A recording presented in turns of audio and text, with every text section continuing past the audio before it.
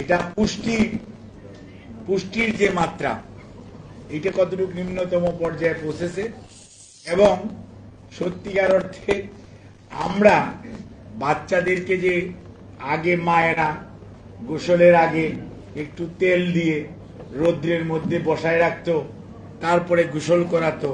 এই যে vitamin D এবং আমাদের যে রোগ প্রতিরোধক বাড়ার জন্য ভিটামিন এ ক্যাপসুল ডিস্ট্রিবিউশন একটা আমাদের নিয়মিত কর্মসূচি ছিল সরকারের সব সময়। এটা শহীদ রাষ্ট্রপতি জিয়াউর রহমান এর সময় এবং বিএনপির আমাদের সাবেক 3 বারের প্রধানমন্ত্রী মরহুমা বেগম খালেদা জিয়ার সময়ও it was a regular practice, NID as well as distribution of vitamin A capsule as well as কৃমির বড়ি। এগুলো এভরি ইয়ার টয়েস এ ইয়ার 2 বার করে এটা ডিস্ট্রিবিউশন হতো। এটা কোনো দিনই কোনো অবস্থাতে বন্ধ হয় নাই। বাট যে কোনো কারণেই হোক আমি ওইদিকে তাকাতে আর চাই না, কারণ ঘটনা তো ঘটেই গেছে। আলোচনা সমালোচনা বা দোষারোপ করে আর তো ওই 400 জনকে ফেরত আনা যাবে না। আজকের পত্রিকাতেও দেখেন কোন কোন পত্রিকা নিউজ করেছে গত 24 ঘন্টায় 7 জন ইন্তেকাল।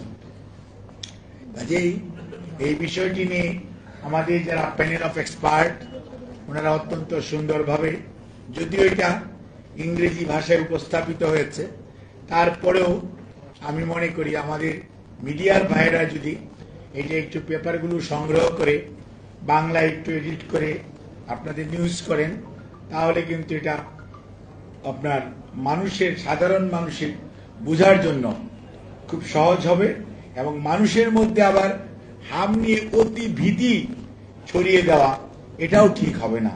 কারণ হাম তো আগেও ছিল এবং আমাদের বাড়িতেও ছিল, সবার বাড়িতেও ছিল, এবং আমরা ছোটবেলায় হাম হয় নাই এরকম এই ঘরে যারা আছেন তার মধ্যে আমার ধারণা যে যদি আমরা সত্যিকার হাম আর চিকেন পক্স এই 2 জিনিস ওতপ্রোতভাবে জড়িত এবং এগুলো আমাদের কিন্তু সবাই কারো না কারো এক্সপিরিয়েন্স আমার আছে। কাজেই এই অবস্থার মধ্যে আমার মনে হয় যে আমাদের সচেতন হওয়া ভালো, বা ভীতিকর কোনো পরিস্থিতি সৃষ্টি করা আমাদের যাবে না। মানুষের মনোবলকে ধরে রাখতে হবে।